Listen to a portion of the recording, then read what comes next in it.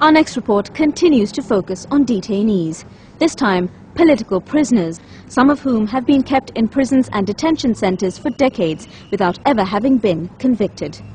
Families of the detainees, along with rights organisations, have lobbied consistently on their behalf, but have received minimal response from authorities. Our next story takes you to one of the most recent of these protests.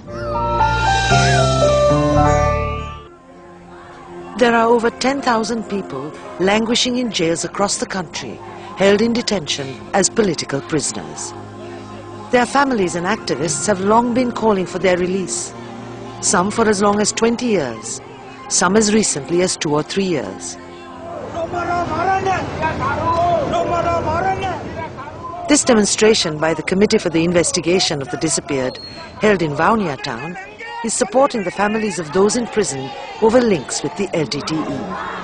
வீட்டில் வந்த இராணுவத்தினரே வந்து வீட்டில் கேட்டுவிட்டு எங்கே கணவர் கேட்டபோது நான் meeting போனதுன்னு சொன்னேன்னா அங்க இடையில் வந்த மீட்டிங் முடிந்து வீடு திரும்பி கொண்டிருந்த வேளையில் பவுல்ல விட்டு எனது கணவரை மட்டுமே எரிச்சென்றுள்ளனர் பகல் 12 மணிக்கு. இதுவரையிலும் அவரை பற்றிய எவ்வித தகவலுமே எதுவித தொடர்பும் எதுவித சம்பந்தமும் இல்லாத எனது கணவர். எனக்கு அம்மா அப்பா சகோதரம் யாருமே இல்லாத ஒரு அனாதை பெண்ணா. கணவரை தவிர வேறு யாருமே இல்லை. It is under the PTA, the Prevention of Terrorism Act, that the husband of this woman and others like him are being held. First enacted in 1979, revoked in 2002, and subsequently reactivated in 2006, the PTA gives law enforcement agencies sweeping powers to arrest, detain and interrogate terrorist suspects. It has been used to take thousands into custody.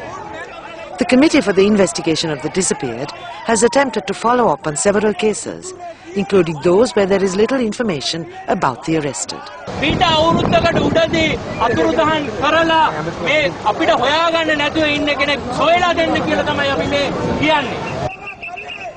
These families and activists want the government to either charge or release political prisoners in their custody. இவர்களுடைய துன்பங்களை அரசாங்கம் உடனடியாக தீர்த்து வைக்க வேண்டும்.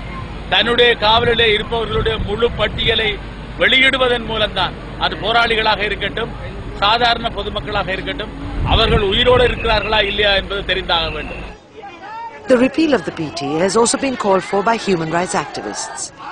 They feel that due to the military victory over the LTTE, there is no more justification for the existence of such a law. Most logical thing to do for the government is to repeal the PTA because the war is no more there. But for some understandable or strange reason, the government is persisting with that. It is a threat to people's, individuals' freedom, both in the north, east and also in the south, because so many rights of the people have been eroded, especially freedom of expression, freedom of even religious practice, all that is being questioned now. I think the government should have a will to ameliorate the disadvantages that have been brought by this law, and there should be political will. Otherwise, by legal means, the relief cannot be obtained at present. So the civil society will have to have a dialogue with the government, and the government should realize that now that the war is over, this piece of legislation is redundant, and it gives so much suspicion in the eyes of the people about the future course the government is taking, because without a war, this legislation need not be there. It brings untold misery to people. The war may be over, but many among the Tamil community are still not at peace. These families too want to put the violent past behind them and get on with their lives. But first, they want to know the fate of their loved ones and when they will be released.